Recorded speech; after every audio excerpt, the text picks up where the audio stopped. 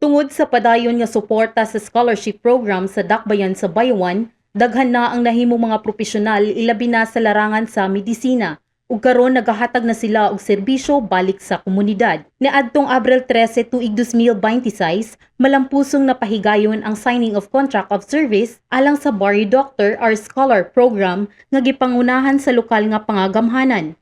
Gitambungan kini nila Mayor John Jack T. Raymond Jr., Mrs. Veronica Grace Miraflor, OIC Mrs. Geraldine Capulso, Attorney Daniel Fernandez ug Dr. Neo Binhamin Calanza. Apil usab ang upat ka mga lisensyadong doktor nga mohatag og return service, Dr. Joash Arrogante, Dr. Cyril Jane Samaco, Dr. Ingrid Rain Bisabis ug Dr. Jerel Valledor nga ipadala sa nagkadaiyang barangay aron mopalapad ang serbisyong medikal sa komunidad. Tumong sa programa ang paghatag og dugang nga serbisyo medikal pinaagi sa pagdeploy sa mga scholar doctors aron mopalambo ang kahimsog sa katawhan. Sumala sa mga opisyal, kini usa ka dakong lakang padulong sa mas lig-on ug patas nga serbisyong panglawas para sa tanan. Padayon nga nagahatag og paglaom ang maong programa alang sa mas himsog ug mas lig-on nga komunidad. Gikan dinhi sa CCMDO, kini si Gracelyn Mejeo ang inyong LGU News correspondent.